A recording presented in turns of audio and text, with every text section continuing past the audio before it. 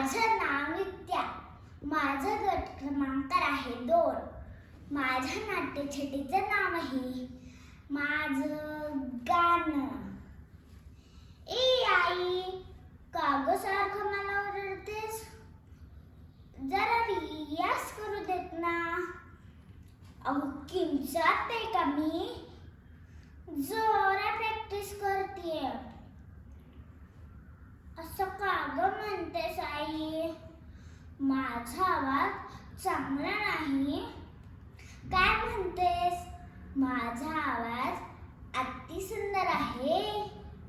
पण जर कुणी ऐकलं तर मला पिक्चरमध्ये गाणं म्हणायला बोलवतील. काय गाई सारखी चेष्टा करते.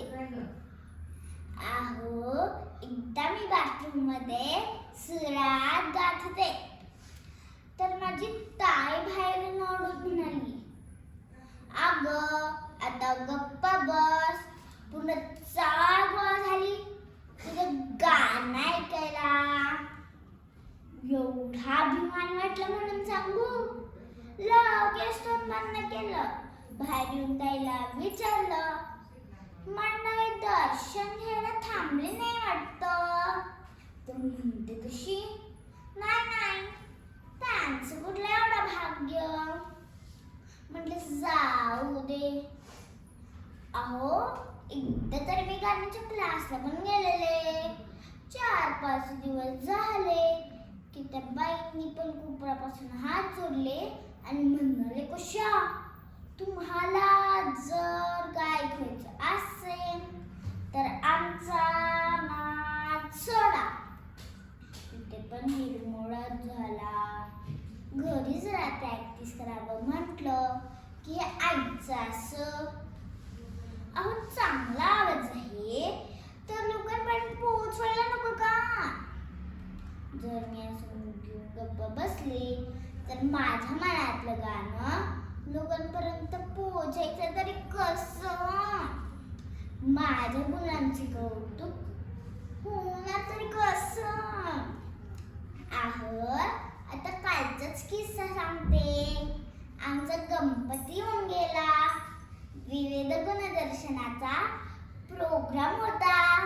तेव्हा मी ठरवलंच की गाणं म्हणायचंच. म्हणून आधीच नाव नोंदवून ठेवलं होतं.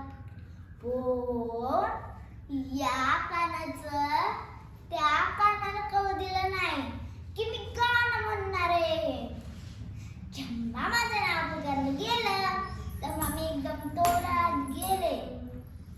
चाळीतली लोक मला बघून एकमेकांना कोपरखळा मारत होते, पण मी दुर्लक्ष केलं.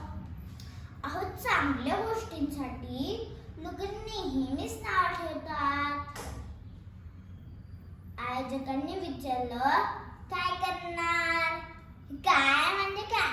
मी दुसरं काहीच करू शकत नाही. मी गाणं म्हणणार.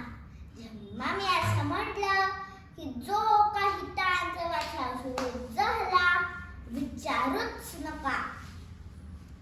आत्ता थांबतील मग मी गाणं म्हणेन. पण चांगली 10 मिनिटं वाट पाहिली, पण छे टाळ्या काही थांबलीच ना. मी स्टेजवरून खाली उतरस तोपर्यंत टाळ्यांचा गजर सुरूच राहिला. आता मी पाकिस्तानलाच विनंती करणार आहे, तुम्ही नाट्यचित्राच्या कार्यशाळेसोबत गाण्याची पण कार्यशाळा सुरू करा.